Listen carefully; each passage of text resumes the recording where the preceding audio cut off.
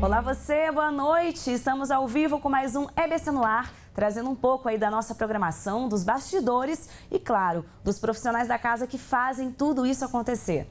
E o destaque de hoje é o Caminhos da Reportagem, esse programa ó, que viaja o Brasil, que viaja o mundo atrás de grandes histórias. E quem está aqui com a gente é a gerente do Núcleo de Programas Especiais, a Cíntia Varga, que vai falar um pouco mais sobre Caminhos da Reportagem logo mais às 9 horas da noite. Tudo bom, Cíntia? Tudo bom, Karina. Que bom você aqui. Obrigada, prazer é nosso. Esse programa aí espaço. Que já está aqui na EBC desde o começo da casa, né? Mas na verdade é um programa lá da década dos anos 80. Isso. E é um dos programas mais premiados aqui da Empresa Brasil de Comunicação, né? Isso, a gente se orgulha muito disso, na verdade, porque assim, é um trabalho muito coletivo, né? Onde a gente tem aí equipes em Brasília, no Rio e São Paulo, mas a gente não se restringe só a esse universo, né? A ideia realmente é trazer um pouco desse Brasil diverso, né? Desses cantinhos do Brasil onde ninguém conhece e trazer essas realidades, né? Do povo brasileiro para se ver na tela, né?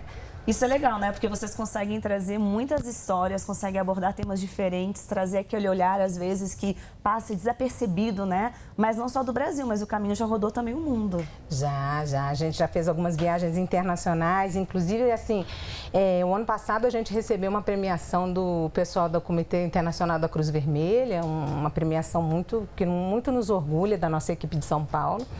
E como premiação a gente recebeu uma viagem à África para poder trazer um pouco desse universo, das dificuldades enfrentadas pelo povo africano lá depois que tiveram várias tragédias naturais. Sim.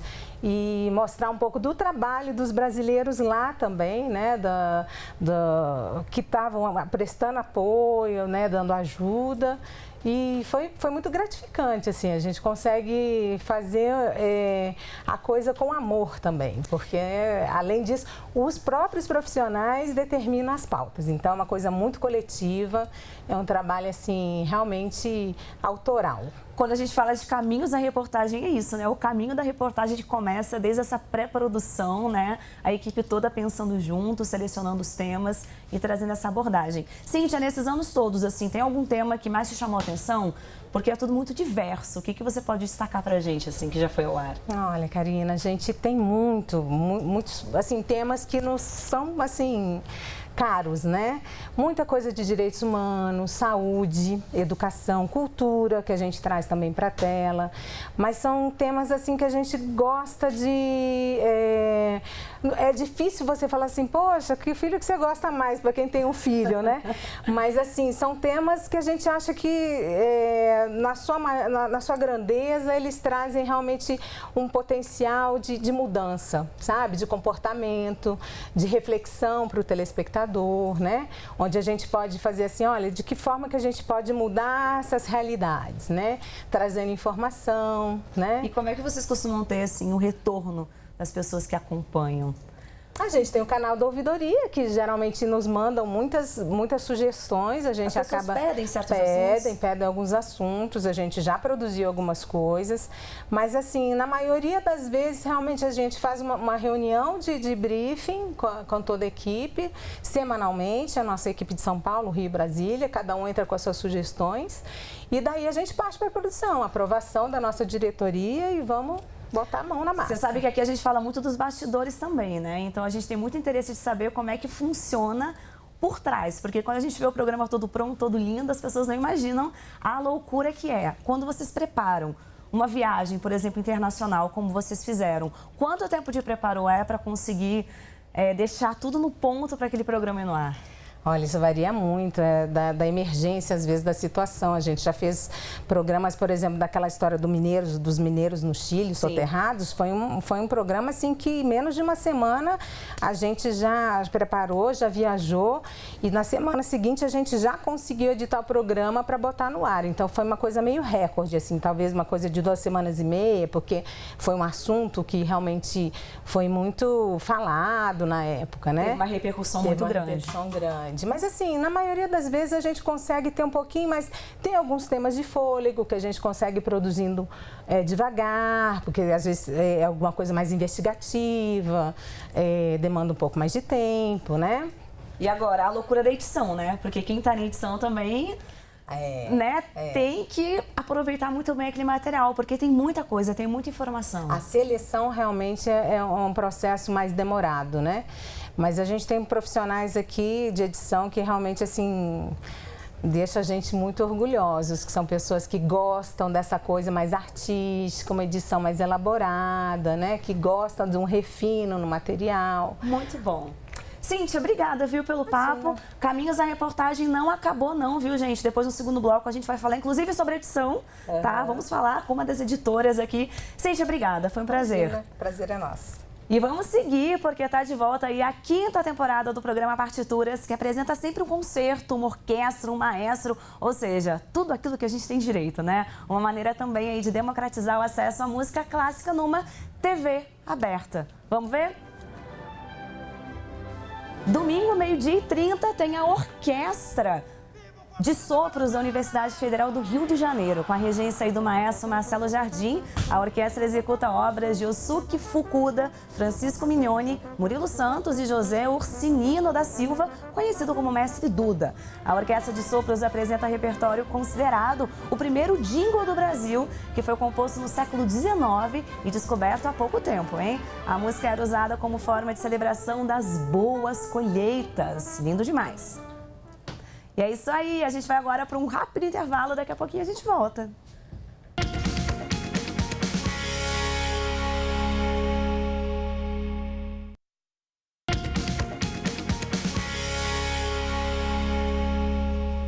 Eu tô de volta ao vivo com a EBC no ar e a gente, claro, continua falando do Caminhos da Reportagem hoje, hein, às 9h da noite. E do meu lado ela, minha xará, Karina Dourado, a editora, inclusive, da série que vai hoje, né? Tudo bom, Karina? Tudo bom, xará, Karina. Eita, bom demais. Karina, me conta, logo mais o pessoal vai conseguir ver uma reportagem muito legal que o Caminhos fez lá em Pacaraima, que é a divisa, né, de Roraima com a Venezuela, e trazendo essa realidade aí das crianças em situação de refúgio, essas crianças venezuelanas, né? Como é que foi esse trabalho? Esse trabalho foi muito legal, que como a Cíntia falou no bloco passado, esse foi um dos que a gente fez correndo. Por quê? Porque a gente ganhou um concurso de pautas da ANDI, Comunicação e Direitos, que é uma instituição voltada para os direitos da infância e adolescência, e aí a gente tinha um prazo de 1 semana para botar o material no ar. Então a gente aprovou uma série para o jornal, uma série para a Agência Brasil e para as rádios, né? Então a Amanda viajou correndo, fez... Amanda Seglinski, que é repórter, o João Marcos Barbosa, que é o cinegrafista, eles foram correndo para Roraima, fizeram a pauta, voltaram, a Amanda chegou, nem respirou direito e já foi escrever o material para poder ir para o ar. E aí a gente colocou na Semana da Criança, né? Foi muito importante, porque é uma série que é um soco no estômago em relação às crianças venezuelanas. Isso é uma realidade, né? Eu estava vendo um dado que tem cerca de 200 mil venezuelanos refugiados no Brasil, cerca de 10 mil crianças, e é uma realidade que está aí, né? Não dá para fechar os olhos para isso, faz parte, né, da nossa sociedade, vocês trazendo isso. Para emocionar, né, o que a gente vai ver hoje à noite. É emocionante. Na série a gente mostrou, por exemplo, que tem crianças que estão chegando sozinhas, né, no Brasil. E isso é assustador, você imaginar uma criança, porque da cidade venezuelana até Pacaraima, elas têm que percorrer 16 quilômetros a pé na estrada. Então você imagina, se 16 quilômetros às vezes é muita coisa para um adulto, imagina para uma criança sozinha, né, chegando no Brasil. E é um dado assustador, porque é fugindo da miséria e de uma crise que está tendo num país vizinho. Então tem várias histórias assim que... Se a gente não chora, a gente fica com aquele nó na garganta. Eu imagino que vocês que estão por dentro disso, né? A Amanda esteve lá em loco, participou, viu essa realidade. Você sabe que eu já tive em Pacaraima algumas vezes, cobrindo questões indígenas, muito antes, né? De toda essa história das pessoas, né, em situação de refúgio. E lá é um local que tem uma característica muito peculiar, né? A Amazônia, ela traz algo muito diferente do que a gente está acostumado. A gente gravou um vídeo com a Amanda Seglinski, que ela conta um pouco mais aí do que ela viveu dessa história, e tem também uma questão muito curiosa que depois eu vou conversar aqui. Roda o VT. A chegada na fronteira do Brasil com a Venezuela, na cidade de Pacaraima, é muito impactante, porque ali estão as populações mais vulneráveis que chegam numa situação muito difícil aqui no Brasil, especialmente as crianças. Elas são extremamente carentes de coisas materiais, mas também de carinho. Todas elas te abraçam o tempo todo, elas estão bastante carentes naquela situação.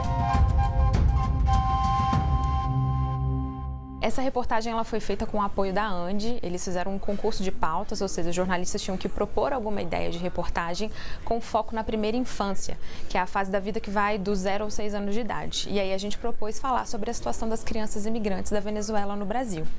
E em Boa Vista, a gente também pôde conhecer, além dos abrigos oficiais, as ocupações. Não tem vaga para todo mundo nos abrigos oficiais. Então, muitos venezuelanos se abrigam em locais que estão abandonados. Um desses que a gente visitou, por exemplo, não tinha luz, não tinha fechadura nas portas, mas as pessoas moravam lá porque ou era tá lá ou era tá na rua. Sim, em Pacaraima, na fronteira com a Venezuela, a situação das crianças é muito, muito difícil. Em Boa Vista, você já vê algumas famílias que estão estabelecidas e você vê muitas crianças venezuelanas inseridas nas políticas públicas da cidade. Você tem, por exemplo, uma grande parte, já mais de 10% das matrículas na rede municipal de crianças venezuelanas. E aí a gente conheceu o Elvis, que tem 4 anos. A mãe dele contou que a língua foi super difícil no começo, ele não conseguia se comunicar com os colegas, mas agora já está super adaptado. Eu falo maneiro, eu falo pato, eu falo galinha, eu falo papel, eu falo tudo. Quando você chega num abrigo, você pensa em várias necessidades que a criança pode ter. Brinquedo, material escolar, mas você nunca pensa que a necessidade maior podem ser chinelos. Em vários abrigos que a gente chegou, as crianças perguntavam, ¿tiene cholas? Elas queriam chinelos. Há niños que não têm chola, não têm roupa. Há niños que usam uma sola roupa, há niños que não se peina. Isso me marcou muito, porque não foi uma ou outra criança, foram muitas crianças, foram vários adultos reclamando que as crianças não tinham chinelo. E aí você pensa em um monte de coisa, né, de como a gente é privilegiado e tem tudo na vida e nunca vai pensar que o chinelo é uma necessidade tão grande. Chegando aqui em Brasília, de volta depois da reportagem, eu contei essa história para todo mundo. A gente viu as imagens e todo mundo se sensibilizou e a gente resolveu arrecadar um monte de chinelo para mandar para essas crianças. Além das pessoas que doaram chinelos, a gente comprou chinelos, foram mais de 400 pares enviados para lá pelo Exército, que fez esse transporte para a gente, para que essas crianças possam ter mais chinelos e pelo menos isso não seja uma preocupação.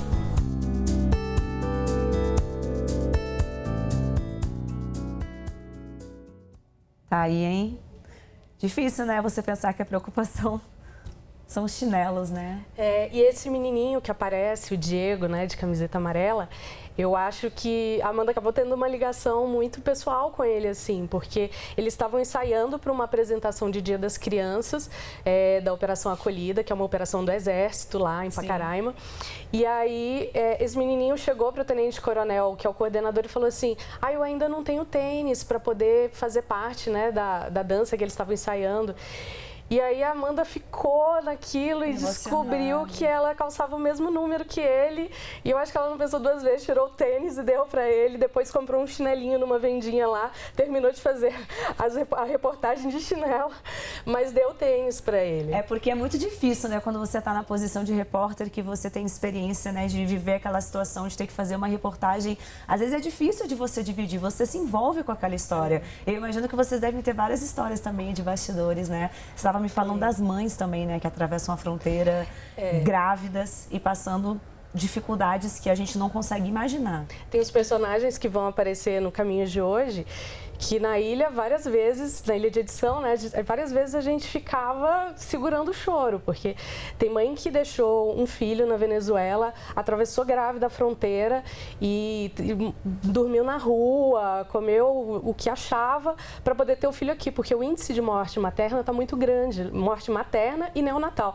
Está muito grande na Venezuela por questões de saúde, então elas se arriscam vindo para cá, mas também deixam uma parte lá. São várias histórias, um menininho também que chegou aqui no Brasil com paralisia cerebral, foi diagnosticado que nunca andaria e aí ele começou a ter atendimento dos professores numa escola pública de Boa Vista e hoje ele anda. Legal. Tem ele pulando amarelinha, né, no programa, então é uma coisa assim de arrepiar. Gente, não é à toa aí que esse trabalho que a Amanda fez rendeu um prêmio, né? E agora a gente vai poder curtir, assim, um pouco do que foi isso mais tarde, às 9 da noite, no Caminhos da Reportagem. Isso mesmo. Deixa o convite aí. Gente, assistam. É imperdível, assim, é de doer o coração, mas também é de encher a gente de esperança. Não vou contar muito mais não, para vocês poderem assistir. Assistam. Karina, senhora, muito obrigada, viu? Parabéns pelo trabalho. Obrigada, a gente Karina. morre de orgulho. Muito bom. Ah, que bom. E é isso aí. Vamos agora para um rápido intervalo. Daqui a pouquinho eu tô de volta. EBC no ar.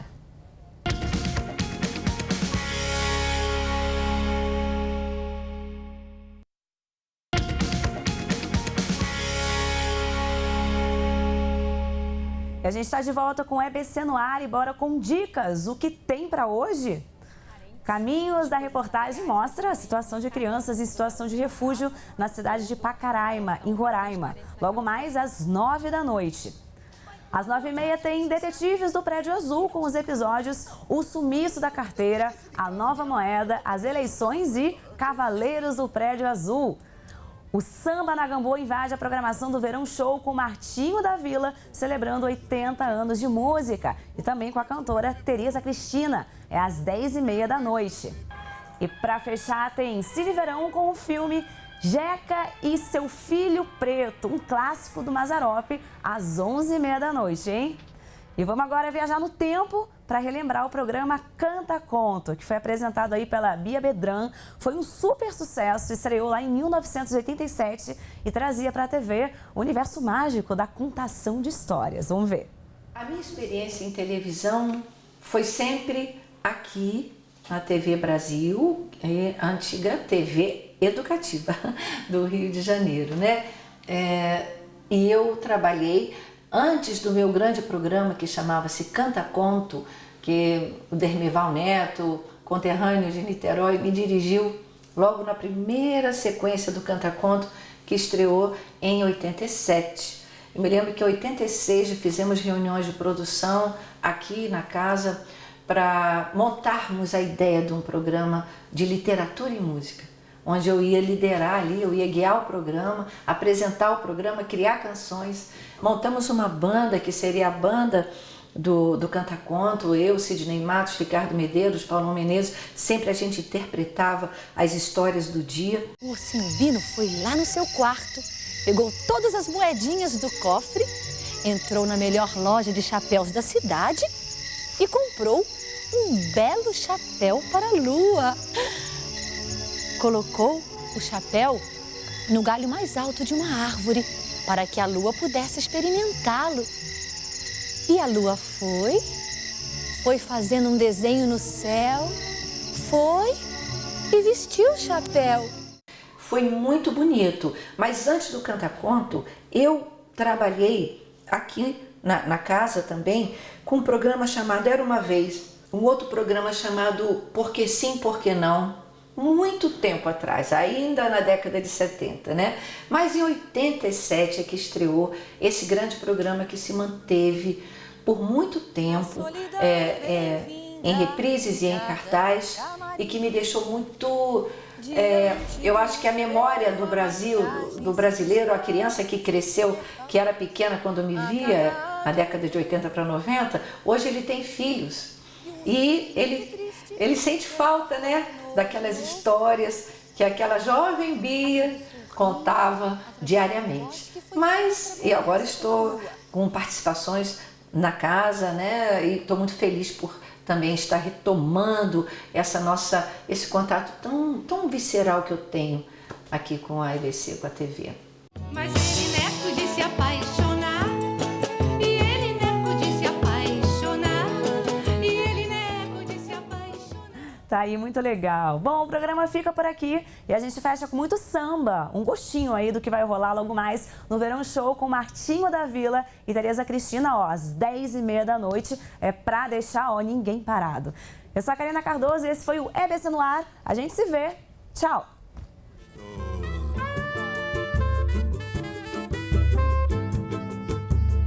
Assim como adolescente, o cupido me pegou. Me apaixonei por seu beijo, sem você eu nada sou. Me apaixonei por seu beijo, sem você eu nada sou. Vem me salvar boca a boca, tô morrendo de amar.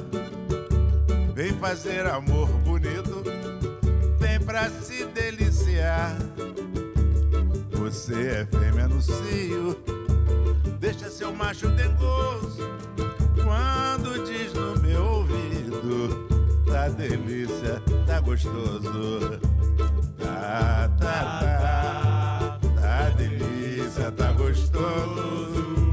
Tá, tá, tá, tá delícia, tá gostoso. Mas tá delícia, tá, tá, tá, tá delícia, tá gostoso. Tá, tá, tá, tá delícia, tá gostoso. É o amor, é paixão, é você a dona do meu coração. É amor, é paixão, é você a dona do meu coração. Vem me salvar boca a boca, tô morrendo de amar. Vem fazer amor bonito, vem pra se deliciar. Você é fêmea no cio, deixa seu macho dengoso. Quando diz no meu ouvido, tá delícia, tá gostoso. Tá,